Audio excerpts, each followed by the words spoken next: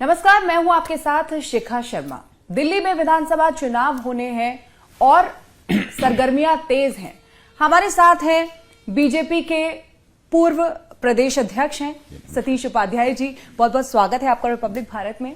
और देखिए, राजनीति भी इस समय खूब हो रही है। अगर मालवीय नगर विधानसभा सीट की बात करें तो शहरी सीटों में, शहरी इलाकों में से ये मालवीय नगर सीट है और 3 बार से यहां से आम आदमी पार्टी के सोमनाथ भारती जीत रहे हैं। कांग्रेस की तरफ से जितेंद्र कोचर जी को उतारा गया है और यहां अगर बीजेपी की बात करें तो आपको यहां से चुनावी मैदान में उतारा गया है। तो मेरा सवाल आपसे पहला ये है कि आपकी लड़ाई किससे है? देखिए, हमारी लड़ाई तो बीजेपी तो बहुत सक्षम तरीके से चुनाव लड़ती है। हमारे सामने कौन है, हमारा एक चुनाव लड़ने का पार्टी का एक तरीका है और हम किसी को कमजोर कभी मानते नहीं। हमारा चाहे पंचायत का चुनाव हो, हमारा पार्षद का चुनाव हो, एमएलए का चुनाव हो, हम तो केवल जो मोदी जी का मूल मंत्र है, मेरा बूथ सबसे मजबूत, तो हम बूथ और मतदाता को कैसे संपर्क करें और पार्टी की नीतियों को कैसे लोगों तक पहुंचाए, हम इस पर फोकस ज्यादा करते हैं। ठीक है, लेकिन अगर बीजेपी की बात करें तो बीजेपी की लड़ाई किससे? आम आदमी पार्टी या कांग्रेस? नहीं, मेरे लिए तो दूसरे नंबर की पार्टी कौन सी? देखिए, दोनों निश्चित रूप से, क्योंकि 3 बार से आम आदमी पार्टी के विधायक जीते हैं। हाँ। और उनको काफी मत भी मिले हैं। कांग्रेस को मत का प्रतिशत बहुत कम मिला है। तो उस अगर प्रतिशत के दृष्टिकोण से देखेंगे तो निश्चित रूप से आम आदमी पार्टी है और कांग्रेस भी दोबारा से रिवाइव हो रही है। कांग्रेस, क्योंकि जो कांग्रेस का वोट बैंक था वही उसी में सेंध लगी और आम आदमी पार्टी की सरकार उसी से बनी। लेकिन कांग्रेस अपनी कोशिश कर रही है। हम तो दोनों को ही अपने प्रतिद्वंदी के रूप में देखते हैं और हमारी कोशिश है कि इस बार यहां पर कमल खिले। ठीक है, अगर कमल खिलता है तो दूसरे नंबर की पार्टी कौन सी होगी, आम आदमी पार्टी या कांग्रेस?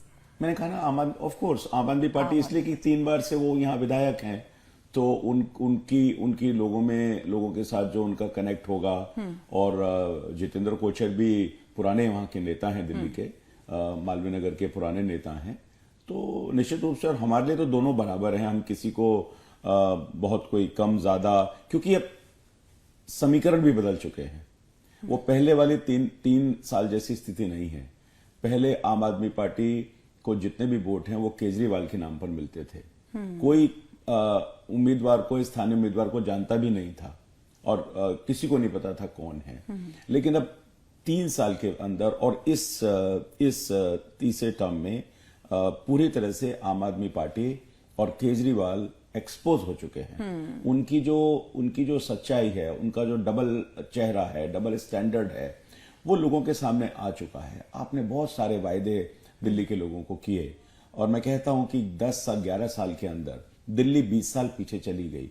दिल्ली के एक सपने थे, दिल्ली देश की राजधानी है, दिल्ली का एक स्टैंडर्ड है, दिल्ली का गौरव पूरी तरह से समाप्त हो गया। आज बुनियादी सुविधाओं की हम बात करें, वो उन बुनियादी सुविधाओं में लोगों को पानी मिलना चाहिए, पानी कंटेमिनेटेड मिलता है। लोगों के जो रोड्स हैं, आप भी अगर मालवीय नगर में जाएंगे, मैं यहाँ पर रहता हूँ सफदर डेवलपमेंट एरिया में, पूरे मालवीय नगर की सड़कें टूटी हुई हैं। 10 साल से कोई रिकार्पेटिंग नहीं हुई है। सीवर सिस्टम पूरी तरह से कलेप्स हो चुका है। मालवीय नगर जैसी कॉन्स्टिट्यूंसी में इस बार की बारिश में 4 फीट से लेकर के 8-9 फीट तक पानी भरा। तो ये अपने आप में उदाहरण है कि पूरी तरह से सिस्टम एकदम खराब हो चुका है, चरमराया हुआ है, कलेप्स हो चुका है। लोगों के लाखों रुपए का नुकसान हो गया। हेल्थ की सुविधा आप कोई देते नहीं। एमसीडी आपके पास आ गई, पूरे मालवीय नगर को आपको कूड़ा कचरा आपको दिखाई दे जाएगा। आपको ऐसी भी रोड है कि जो गांव के रास्ते हैं और उसमें आधा किलोमीटर में कूड़ा पाइलअप है, कूड़ा लगा हुआ है। तो बुनियादी सुविधाएं लोगों को नहीं मिल रही। स्वास्थ्य, आपने कहा था कि मोहल्ला क्लिनिक है नहीं, मोहल्ला क्लिनिक है तो उसमें कुछ है नहीं, गंदगी है, बंद पड़े हुए हैं। तो जो वायदे आपने किए थे और जिस तरीके का भ्रष्टाचार दिल्ली में हुआ, कोई आइकॉनिक बिल्डिंग आपने दिल्ली में नहीं बनाई। मैं केंद्र सरकार की बात करूं तो आप दिल्ली में, चाहे वो नया संसद परिसर बन गया, चाहे भारत मंडप, बहुत सारी चीजें हैं, मैं गिनाऊंगा तो उसमें बहुत समय लगेगा। लेकिन दिल्ली सरकार की कोई एक बिल्डिंग बनी और वो शीश महल बना। वही, आपको लगता है कि जो आम आदमी पार्टी का करप्शन है, करप्शन का मुद्दा रहा है, तो आप शीश महल का आपने जिक्र किया है यहाँ पर, अगर आम आदमी पार्टी की तरफ से करप्शन का मुद्दा रहा हो या केजरीवाल का शीश महल रहा हो, आपको क्या लगता है ये जो मुद्दे हैं ये इस बार जनता को हिट करने वाले हैं? निश्चित रूप से हिट करने वाले हैं, क्योंकि आपने अन्ना के आंदोलन से का बाय प्रोडक्ट ये पार्टी थी। आपने लोगों को बड़ी बड़ी आशाएं दिखाई थी। आपने कहा था कि हम सभी राजनीतिक दलों से भिन्न हैं, हम बहुत ईमानदार हैं, हम कट्टर ईमानदार हैं, और अगर कट्टर ईमानदार कट्टर बेईमान हो जाए और सामने आपके दिखाई दे, चाहे वो जल बोर्ड का घोटाला है, चाहे वो डीटीसी का घोटाला है, चाहे वो लिकर स्कैम है, चाहे वो आपका ये जो शीश महल है इसका घोटाला है, तो हर चीज में करप्शन आपको दिखाई देता है।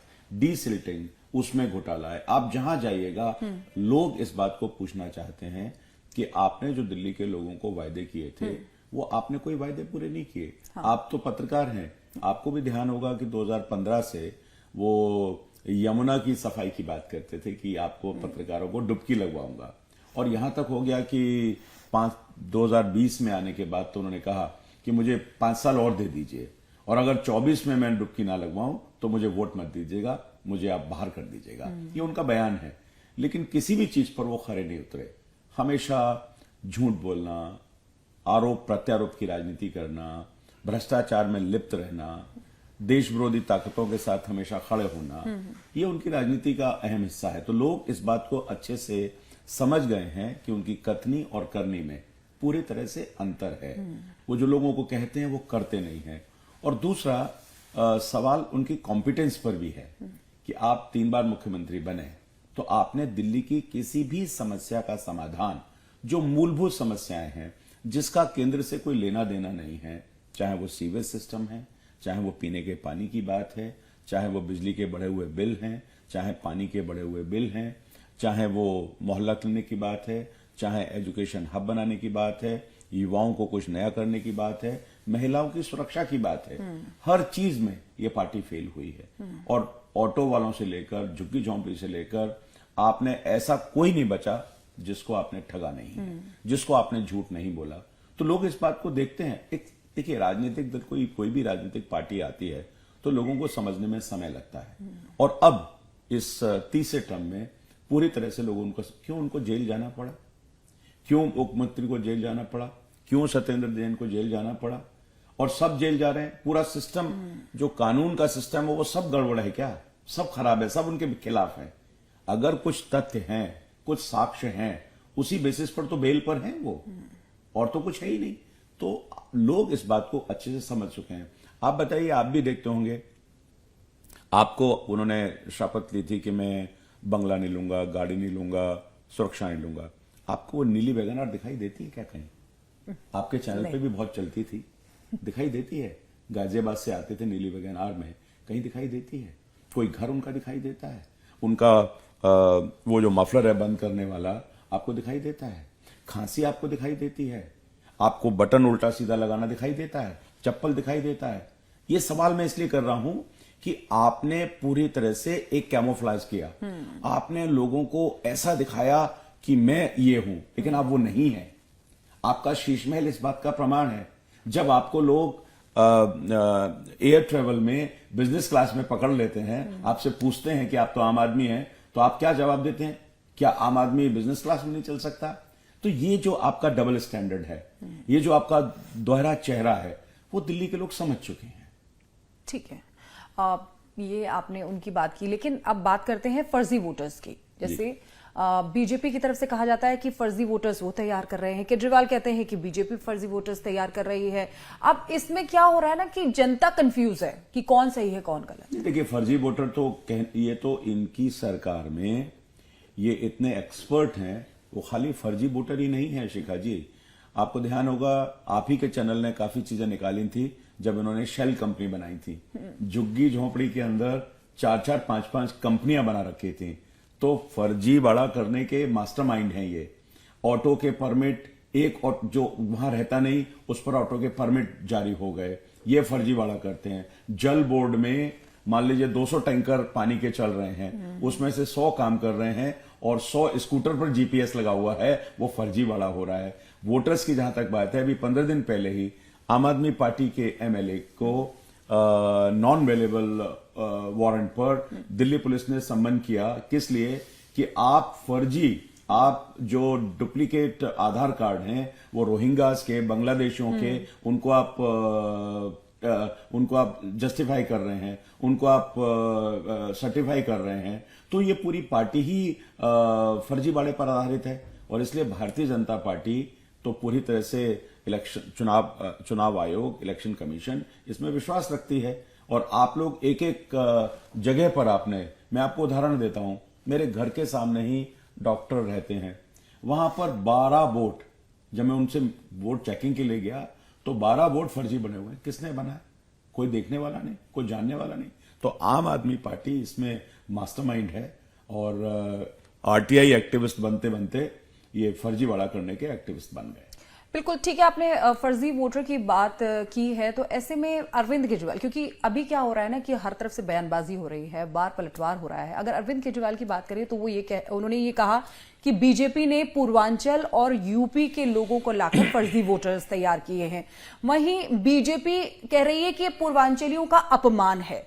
तो आपको क्या लगता है कि ये जो मुद्दा है वो इस बार के चुनावों में काम करे? देखिए, उत्तर प्रदेश, बिहार और पूर्वांचल के लोगों का दिल्ली के विकास में, दिल्ली की प्रगति में एक बहुत बड़ा योगदान है। दिल्ली देश की राजधानी है। आप किसी राज्य विशेष के लोगों के ऊपर यह आरोप लगाते हैं तो आप निश्चित रूप से यह आरोप इस बात का प्रमाण है कि आप पूर्वांचल, उत्तर प्रदेश, बिहार के लोगों के साथ आप ईर्ष्या करते हैं, आप उनका सम्मान नहीं करते हैं। उसका उदाहरण मैं आपकी पहली बार नहीं है जब उन्होंने फर्जीवाड़े में उत्तर प्रदेश, बिहार और पूर्वांचल के लोगों का नाम लिया है। आपको याद होगा कि पहले भी उन्होंने कहा था कि ये 500 रुपए की, उत्तर प्रदेश, बिहार के लोग, पूर्वांचल के लोग 500 रुपए की टिकट कटाते हैं और यहां पर फ्री में हमारा हजारों रुपए का इलाज और यहां की सुविधाएं लेकर के चले जाते हैं। ये उत्तर प्रदेश, बिहार का उनका असम्मान करना नहीं तो क्या है? किस तरह से आप उनकी बेइज्जती करते हैं, किस तरह से आप उनसे ईर्ष्या करते हैं। जब कोविड हुआ था तब भी उत्तर प्रदेश, बिहार के जितने भी श्रमिक थे, मजदूर थे, रात के अंधेरे में आपने उनको बसों में भर करके कि हम आपको उत्तर प्रदेश छोड़ करके आएंगे, चूंकि आप ईर्ष्या करते थे, आपके मन में गलत उनके बारे में सोच थी, तो आपने उठाकर रात के अंधेरे में बॉर्डर्स पर छोड़ दिया। तो आज कोई नई बात नहीं है। उत्तर प्रदेश, बिहार के लोग छठ मनाते हैं। आपने यमुना के बारे में बार बार कहा और आपने वो दृश्य आपके टीवी में भी है, किस तरह से यमुना, काली यमुना, झांकी यमुना में लोगों को अपनी धार्मिक आस्था को पूरा करना पड़ता है। तो आपको तो कोई इसकी परवाह ही नहीं है, आप वो करते ही नहीं है।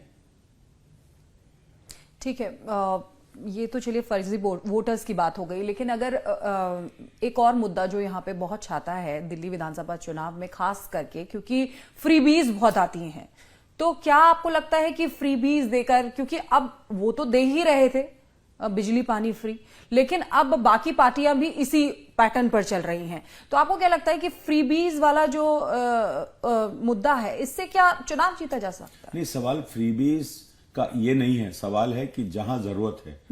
अब आप मोदी जी ने कोविड के बाद गरीबी की रेखा से नीचे के जो लोग हैं उनको राशन देते हैं। अब आप इसको फ्रीबीज लेंगे या उनकी आवश्यकता से लेंगे?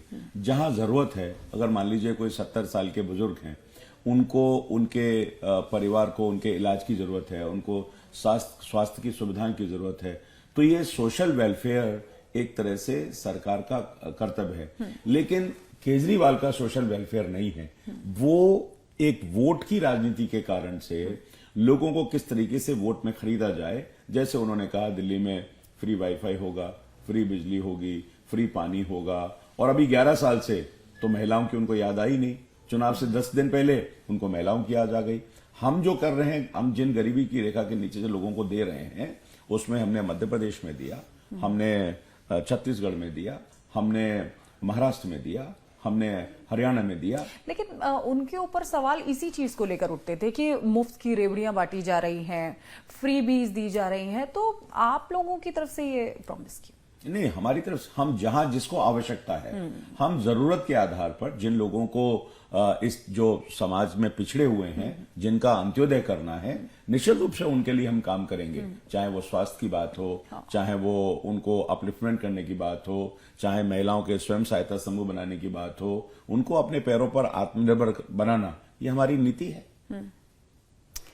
ठीक है। अच्छा, एक और बात है कि केजरीवाल जो हैं वो कह रहे हैं लगातार कि बीजेपी के पास कोई चेहरा नहीं है। इसको लेकर आप क्या? नहीं, मुझे लगता है कि चेहरा की जो बात है ये पूरी तरह से अलग, ये भी इनकी राजनीति का एक हिस्सा है। किस तरीके से दूसरे दलों के बारे में बात की जाए। आपका चेहरा तो वैसे ही बेनकाब हो गया, आपका चेहरा तो जेल चला गया और आज बेल पर है। आप दूसरों के चेहरे की चिंता की बात मत करिए केजरीवाल जी। हमने तो अभी हमारे पास, हमने महाराष्ट्र में चुनाव लड़ा तो हमने तो किसी चेहरे पे चुनाव नहीं लड़ा, हमने हरियाणा में लड़ा तो हमने किसी चेहरे पे चुनाव नहीं लड़ा, हमने छत्तीसगढ़ में चुनाव लड़ा तो हमने किसी चेहरे पे। हर पार्टी के काम करने का अपना तरीका है और वो पार्टी काम करती है। भारतीय जनता पार्टी के पास नीति भी है, नेता भी है और नेतृत्व भी है, और इसलिए हमारे पास कमी नहीं है। आप अपने चेहरे की चिंता करिए जो काला हो चुका है, जो पूरी तरह से जेल में चला गया। आपके सत्ता के लालच ने, ये देश की राजनीति में पहला उदाहरण होगा कि मुख्यमंत्री जेल चले जाएं और जेल में जाकर के कहें कि मैं सत्ता नहीं छोड़ूंगा, और लेकिन कोर्ट के कारण मजबूर होना पड़ा, इसलिए उनको अपना, तो अपने चेहरे की चिंता करें। भारतीय जनता पार्टी के पास चेहरे बहुत हैं। ठीक है, तो अब चेहरे की आपने बात की है, तो क्या सतीश उपाध्याय जी सीएम पद की रेस में आगे हैं? एब्सोल्युटली नॉट, बिल्कुल भी नहीं। अभी तो ये प्रश्न ही नहीं है, प्रश्न ही गलत है। और मैं तो एक बहुत ही सामान्य से परिवार का, लेकिन लोग जानना चाहते हैं। नहीं, वो सवाल ही नहीं है। हमारे यहाँ ऐसा होता ही नहीं है और ये सवाल ही बिल्कुल गलत है। इस सवाल का कोई मतलब ही नहीं है। मुझे लगता है कि हम तो बहुत सामान्य से परिवार के कार्यकर्ता हैं और पार्टी हमको जो जिम्मेदारी देती है हम काम करते हैं, और मैं अपने आप को इस योग्य तो बिल्कुल भी नहीं समझता हूं। मैं हुई नहीं, सवाल ही नहीं है इस बात का। ठीक है। अच्छा, आपने विकास का एक रोड मैप जनता के सामने पेश किया है। हम चाहते हैं कि आप बताएं कि क्या वो रोड मैप होने वाला है। मेरे मन में सपना है कि मालवीय नगर को मैं एक आदर्श विधानसभा बनाऊं, जिस मालवीय नगर में लोगों की मूलभूत सुविधाओं का सुधार हो, लोगों का हैप्पीनेस इंडेक्स बढ़े, लोगों के जो पानी की समस्या है उसका सुधार किया जाए। टेक्निकल एक्सपर्ट के साथ बैठ करके जो सीवेज सिस्टम कोलैप्स हुआ है उसको रेक्टिफाई करने की जरूरत है, उसके ऑगमेंटेशन की जरूरत है। हम पूरा ऑगमेंटेशन की जरूरत है। उसके साथ ही जो क्लीननेस ड्राइव है उसको करने की जरूरत है। तो लोगों की जो स्वास्थ्य की सुविधाएं हैं, जो हम मोदी जी ने हमको आयुष्मान भारत योजना, और राज्य सरकार भी 5 लाख का देगी, उसको हम करके ले जाएंगे। लोगों के जो पार्क्स हैं उनको हम ब्यूटिफाई करेंगे। कुछ किड्स कॉर्नर भी हम तैयार करेंगे जहां बच्चों के खेलने की जगह बने, तो युवाओं के लिए कुछ हैप्पीनेस एरिया बने, और लोगों के जो डार्क स्पॉट हैं जहां पर किसी प्रकार की सुरक्षा के साथ कंप्रोमाइज होता है, उनको भी ठीक करने का प्रयास करेंगे। तो ऐसी बहुत सारी चीजें हैं। जीतने के बाद, लगातार काम करने के बाद, जो 20 साल हम पिछड़े हैं उसको आगे लेकर के आना है। और मैं सोचता हूं कि एक परिश्रम के साथ, पैशन के साथ, कमिटमेंट के साथ, समन्वय के साथ, इन सब चीजों को लेकर के मालवीय नगर को आदर्श विधानसभा बनाएंगे। ठीक है। अच्छा, आपको लगता है कि मुकाबला टफ है क्योंकि सोमनाथ भारती 3 बार से जीत रहे हैं? कोई मुकाबला हल्का नहीं होता, कोई मुकाबला। ये तो उस मुकाबले में हम अपने आप को कॉम्प्लिसेंसी, अपने आप को हम लेके चलते ही नहीं है। हर मुकाबला टफ होता है और उसके लिए मेहनत करना, परिश्रम करना और जीत के लक्ष्य को आगे लेकर के चलना, यही हमारा उद्देश्य, और इसी उद्देश्य के साथ हम काम कर रहे हैं। बिल्कुल। चलिए, आपने बहुत अच्छे से अपनी बातों को रखा और बताया, यानी कि जनता जिन मुद्दों को सुनना चाहती है, जिन मुद्दों को सुलझाना चाहती है, क्योंकि अलग अलग पार्टियां अपनी अपनी बातें करते हैं, लेकिन जनता को कौन सा मुद्दा हिट करता है, ये जब चुनावी नतीजे आएंगे तब पता चलेगा। बहुत बहुत शुक्रिया। थैंक यू, नमस्कार।